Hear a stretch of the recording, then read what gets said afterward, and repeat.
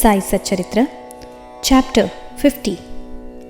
Stories of Kaka Sahib Dikshit, Shri Sai Swami, Balaram Dhurandhar. Chapter 50 of the original Satcharitra has been incorporated in Chapter 39 as it dealt with the same subject matter. Now, Chapter 51 of the Satcharitra has been treated here as Chapter 50. This chapter gives the stories of Kaka Sahib Dikshit, Shri Sai Swami, Balaram Dhurandhar. Preliminary. Victory be unto Sai, who is the mainstay of the Bhaktas, who is our Sadguru, who expounds the meaning of the Gita and who gives us all powers. O Sai, look favorably on us and bless us. The sandalwood trees grow on the Malaya mountains and ward off heat. The clouds pour their rainwater and thereby cool and refresh all the people. The flowers blossom in the spring and enable us to worship God therewith. So, the stories of Sai Baba come forth in order to give solace and comfort to the readers. Both those who tell and those who hear the stories of Baba are blessed and holy, as also the mouths of the former and the ears of the latter. It is a well-established fact that though we try hundreds of means or sadhanas, we do not attain the spiritual goal of life unless a Sadguru blesses us with his grace. Hear the following story in illustration of this statement. Kaka Sahib Dikshit, 1864 to 1926. Mr. Hari Sitaram alias Kaka Sahib Dikshit was born in 1864 AD in a Vadnagara Nagar, Brahmin family at Khandwa CP. His primary education was done at Khandwa, Hinganghat and secondary education at Nagpur. He came to Bombay for higher education and studied first in the Wilson College and then in the Elphinstone College.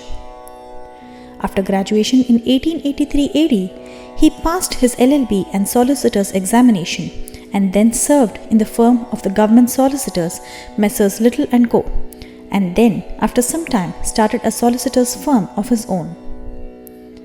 Before 1900 AD, Sai Baba's name was not familiar to Kaka Sahib, but after that, he soon becomes his great devotee. While he was staying at Lonavala, he happened to see his old friend, Mr. Nana Sahib Chandorkar. Both spent some time in talking about many things. Kaka Sahib described to him how, when he was boarding a train in London, he met with an accident in which his foot slipped and was injured. Hundreds of remedies gave him no relief. Nana Sahib then told him that if he wished to get rid of the pain and lameness of his leg, he should go to his Sadguru Sai Baba. He also gave him all the particulars of Sai Baba and mentioned to him Sai Baba's dictum, "I draw to me my man from far off or even across the seven seas like a sparrow with a string fastened to its feet." He also made it clear to him that if he be not Baba's man, he would not be attracted to him and given a darshan. Kaka Sahib was pleased to hear all this and said to Nana Sahib that he would go to Baba, see him and pray to him to cure not so much his lame leg but bring round his lame, fickle mind and give him eternal bliss.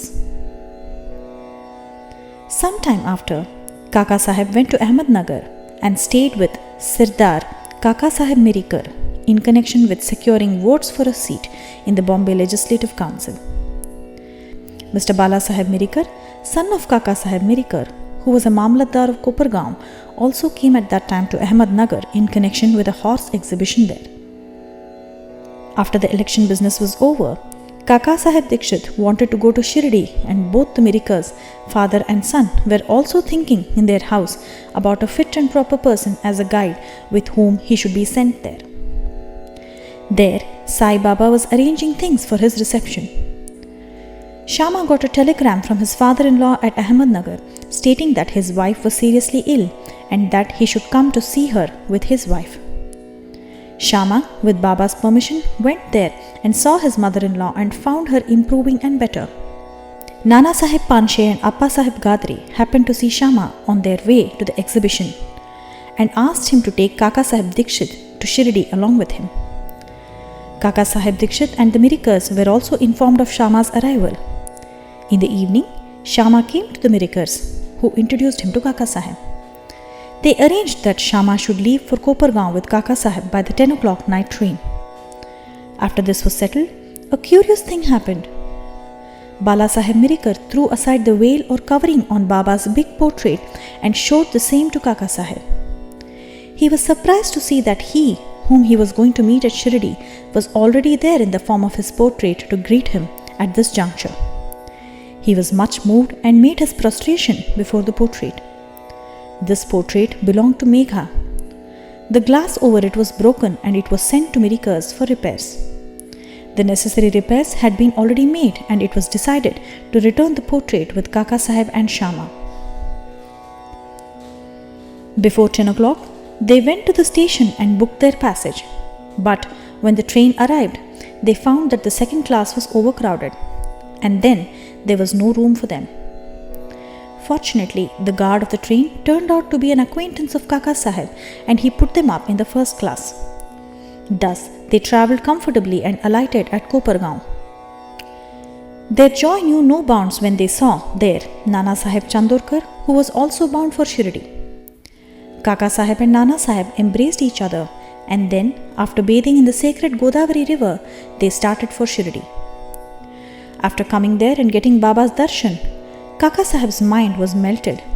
His eyes were full of tears and he was overflowing with joy. Baba said to him that he also was waiting for him and had sent Sharma ahead to receive him. Kaka Sahib then passed many happy years in Baba's company. He built a vada in Shirdi, which he made as his more or less permanent home. The experiences he got from Baba are so manifold that it is not possible to relate them all here. The readers are advised to read a special Kaka Sahib Dikshit number of Shri Sai Leela magazine, volume 12, number 6-9. We close this account with the mention of one fact only. Baba had comforted him by saying that in the end he will take him in air coach or viman, that is, secure him a happy death. This came out true. On the 5th of July 1926 AD, he was travelling in the train with Hemat Pant and talking about Sai Baba. He seemed deeply engrossed in Sai Baba. All of a sudden, he threw his neck on Hemat Pant's shoulder and breathed his last with no trace of pain and uneasiness. Shri Tembye Swami. We come to the next story, which shows how saints love each other with fraternal affection. Once, Shri Vasudevanand Saraswati, known as Shri Tembye Swami, encamped at Rajamahendri, Andhra County, on the banks of Godavari. He was a devout, orthodox Jnani and Yogi Bhakta of the god Dattatreya. One Mr. Pundalik Rao, pleader of Nanded in Nizam state, went to see him with some friends. While they were talking with him, the names of Shirdi and Sai Baba were casually mentioned. Hearing Baba's name, the Swami bowed with his hands and taking a coconut, gave it to Pundalik Rao and said to him, "Offer this to my brother Sai with my pranam and request him not to forget me, but ever love me." He also added that the Swamis do not generally bow to others, but in this case, an exception had to be made. Mr. Pundalik Rao consented to take the fruit and his message to Baba. The Swami was right in calling Baba a brother, for as he maintained an Agnihotra or a sacred fire day and night in his orthodox fashion, Baba too kept his Agnihotra, that is Dhoni, ever burning in the masjid. After 1 month, Pundalik Rao and others left for Shirdi with the coconut and reached Manmad. As they felt thirsty, they went to the rivulet for drinking water. As water should not be drunk on an empty stomach, they took out some refreshments, that is chiuda, flattened rice mixed with spice. The chiuda tasted pungent, and in order to soften it, someone suggested and broke the coconut and mixed its scrapings with it. Thus, they made the chiuda more tasty and palatable. Unfortunately, the fruit broken turned out to be the same that was entrusted to Pundalik Rao. As they neared Shirdi, Pundalik Rao remembered the trust, that is, the coconut, and was very sorry to learn that it was broken and utilized. Fearing and trembling, he came to Shirdi and saw Baba. Baba had already received a wireless message regarding the coconut from the Tembye Swami. and himself asked Pundalikarao first to give the things sent by his brother. He held fast Baba's feet, confessed his guilt and negligence, repented and asked for Baba's pardon. He offered to give another fruit as a substitute, but Baba refused to accept it, saying that the worth of that coconut was by far many times more than an ordinary one, and that it could not be replaced by another one. Baba also added, "Now you need not worry yourself any more about the matter. It was on account of my wish that the coconut was entrusted to you and ultimately broken on the way. Why should you take the responsibility of the actions on you? Do not entertain the sense of doership in doing good as well as for bad deeds. Be entirely prideless and egoless in all things, and thus your spiritual progress will be rapid." What a beautiful spiritual instruction Baba gave.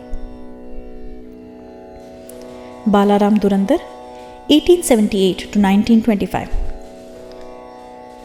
Mr. Balaram Dhurandhar belonged to the Pathare Prabhu community of Santa Cruz, Bombay. He was an advocate of the Bombay High Court and sometime principal of the Government Law School, Bombay. The whole Dhurandhar family was pious and religious.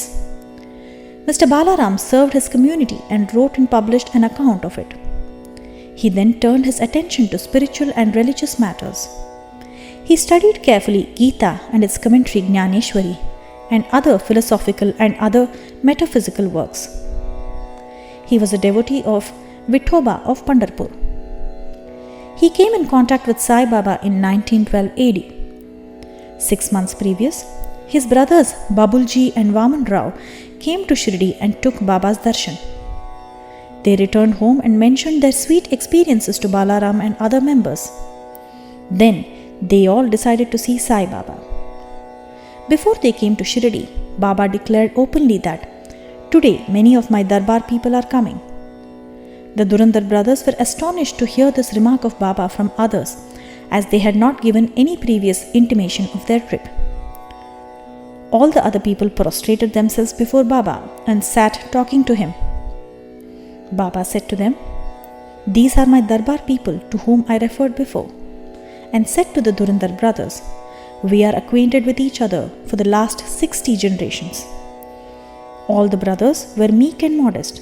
They stood with joined hands, staring at Baba's feet. All the sattvic emotions such as tears, horripilation, choking, etc. moved them, and they were all very happy. Then they went to their lodging, took their meals, and after taking a little rest, again came to the masjid. Balaram sat near Baba, massaging his legs. Baba, who was smoking a chillum, advanced it towards him and beckoned him to smoke it.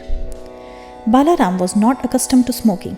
Still, he accepted the pipe, smoked it with great difficulty, and returned it reverentially with a bow. This was the most auspicious moment for Balaram.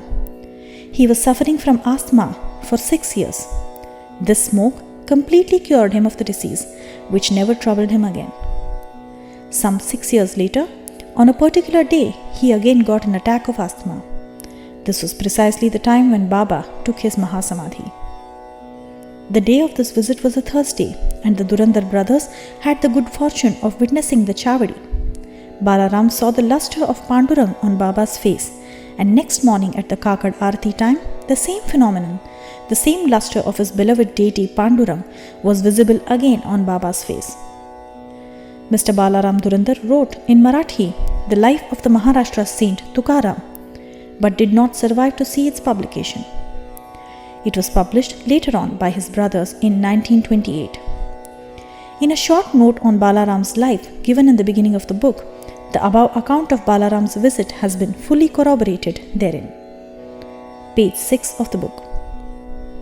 Bow to Shri Sai, peace be to all.